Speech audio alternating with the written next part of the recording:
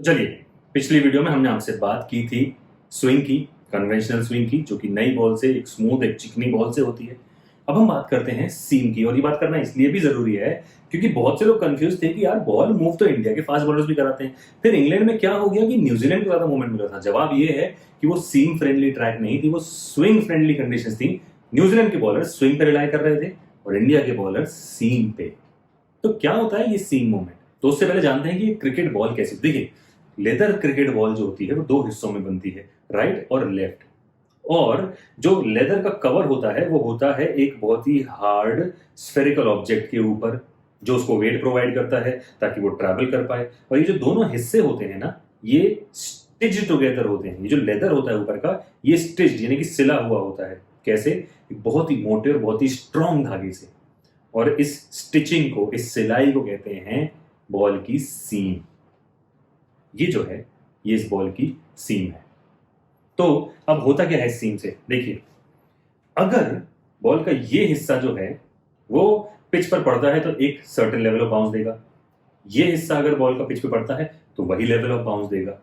पर जब सीम वाला हिस्सा पड़ता है, खासकर जब बॉल थोड़ी सी पुरानी हो चुकी हो, ये धागा ही तो है, थोड़ी देर खेलने के बाद उखड़ेगा, कुछ जगह से बाहर आ जाएगा, कुछ जगह से नहीं आएगा। यानी कि कुछ जगह ये बॉल लूज हो चुकी होगी, कुछ जगह बहुत टाइट होगी।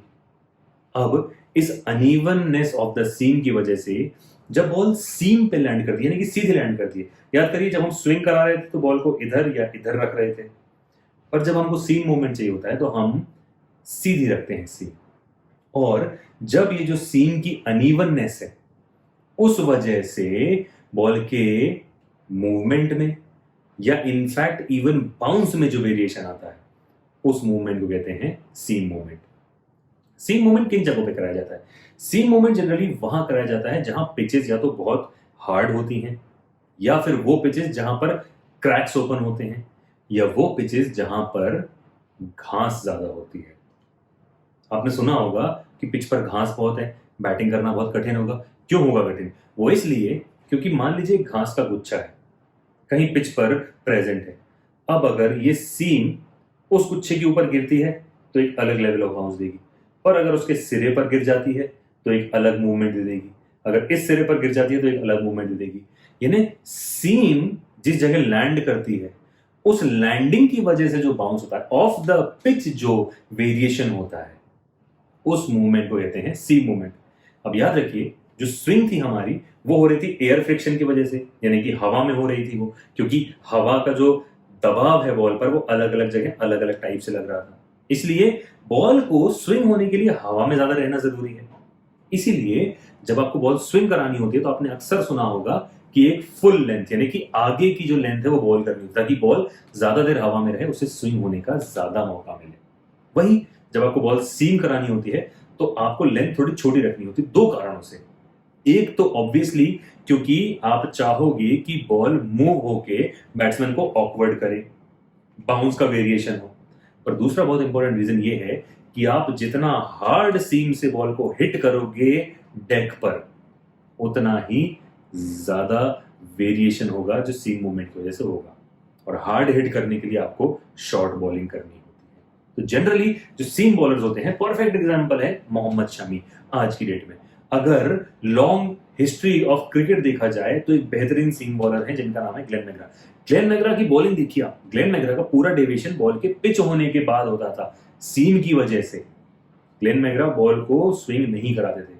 स्विंग की बात आती है तो जेम्स एंडरसन, ट्रेंट बोल्ट, ऐसे नाम आते हैं।